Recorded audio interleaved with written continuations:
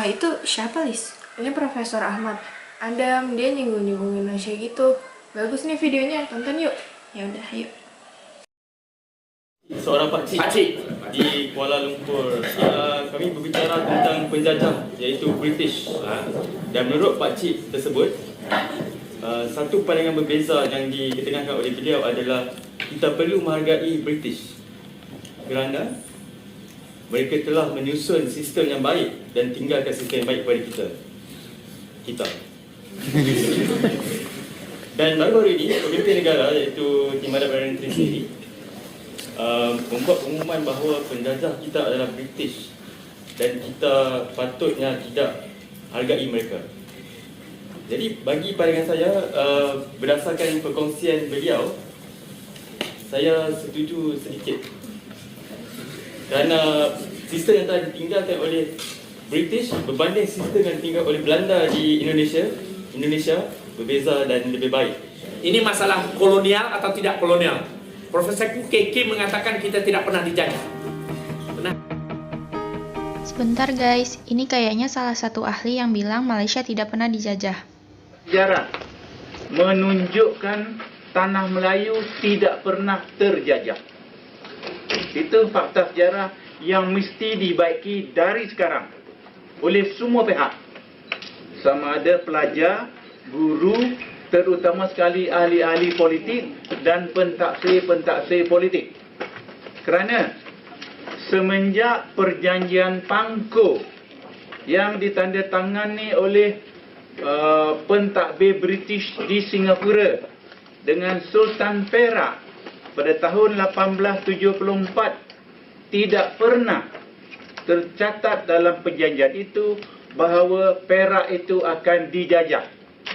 Tetapi kedudukan sebenar ialah Perak itu dilindungi atau dalam istilah sejarah dikatakan dinaungi atau istilah Inggeris dikatakan protectorate, the protected Malay state. Jadi protectorate tidak sama dengan koloni. Hanya 3 negeri di tanah Melayu yang merupakan tanah jajahan. 1 Singapura, 2 Melaka, 3 Pulau Pinang. Yang lain adalah protected Malay state. Jadi negeri-negeri Melayu yang dinaungi. Kita lanjut lagi ke Profesor Adam ya. Nah, Anda bacakan, saya tidak setuju. Sebab, dan sudah saya bicarakan dalam satu forum di University Sains Malaysia. Penjajahan tidak boleh diukur cuma dengan British dulu bila dia menjajah Melaya atau tanah Melayu. Dia buat perjanjian. Perjanjiannya itu selepas Perang Larut, yaitu katanya kita tidak akan campur tangan soal Islam dan adat istiadat Melayu. Kita akan memerintah melalui Raja Melayu. Tapi kalau Raja Melayu itu pintar, tak apa. Waktu itu. Saya tak qualify ya. Saya tak balik Malaysia pula. Waktu itu. Tapi yang kita tengok dalam sejarah berdasarkan dokumen, semua pelaksanaan undang-undang memang ada ditubuhkan Majlis Agama dan Adat Istiadat Melayu, beri kuasa pada raja melindungi. Tetapi sebenarnya itu British cukup pintar. Dia memisahkan the state and religion, church and state, ya, secara halus dia buat. Dengan sendirinya hukum syariah itu secondary. Kalau ulama itu mengkritik pemerintah, walaupun mengikut hukum syariah, itu tak boleh. Hukum Roman itu lebih berwibawa. Jadi keputusannya penjajahan itu buruk. Saf, menurut kamu gimana? Penjajah itu buruk apa enggak? Ya iya sih, menurutku buruk. Belanda aja baikannya di akhir-akhir melalui kebijakan politik etis.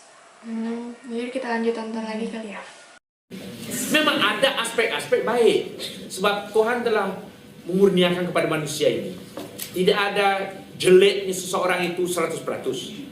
Tidak ada baiknya seseorang itu 100%. Tetapi imbangannya bagaimana? Yang mana lebih banyak? British, saya setuju. British mengajarkan orang Melayu, tapi orang Melayu tak mau terima. Salah siapa itu? Misalnya tanah simpanan Melayu. Kalau British tak buat tanah simpanan Melayu, habis semua orang Melayu jual sudah. Itu something good, kita kena akui. Memang di antara pegawai-pegawai British itu ada yang memang mempertahankan hak Melayu. Tapi tidak semua, sebab the colonial policy datang daripada Whitehall. Jadi dasar keseluruhannya dari London. Dan penjajahan itu bukan semata-mata hubungan di antara tuan dengan hamba, tetapi hubungan di antara penjajah dengan seluruh masyarakat yang terjajah. Melalui penjajahan, masyarakat yang dijajah dirompak arus pembangunan kesejarahannya. Kita tidak boleh develop historically. Kita diatur. Sebab itu nation building kita British yang buat. Merdeka kita diatur. Bukan perjuangan seperti di Indonesia, tidak. Itu sejarah. Mereka tak boleh tangkap saya itu. Sejarah. Diatur.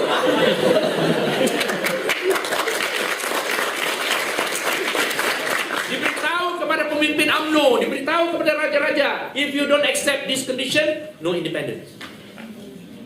Jadi bagaimana kalau diatur independence apa? Sebab itu kita sekarang mencari identity. We are not a nation yet. We are a country, yes. Kita belum lagi jadi nation. Sebab kita masih berpecah. Tak setiap setengah-setengah kelompok kita ragukan. Orang mempersoalkan kedudukan bahasa kebangsaan. Orang mempersoalkan kedudukan penolong orang Melayu misalnya. Atau orang menimbulkan pahaman perkauman. Ini karena kita belum selesai. Indonesia tidak ada masalah. Beda ya ternyata sejarahnya. Iya sih emang beda, tapi kan sekarang dua-duanya udah sama-sama merdeka. Mudah-mudahan Indonesia dan Malaysia sama-sama makin maju deh, terus juga masyarakatnya makin sejahtera. Ya deh, semoga aja.